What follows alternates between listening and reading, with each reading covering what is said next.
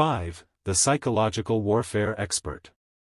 In the world of tigers, most conflicts are solved without ever seeing the opponent.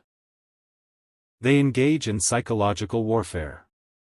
By marking trees with their claws and spraying urine mixed with anal gland secretions, they create complex, no trespassing, signs that other tigers can read like a newspaper.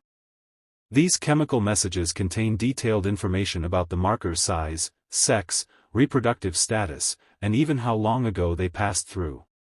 It's an entire communication system we're only beginning to understand.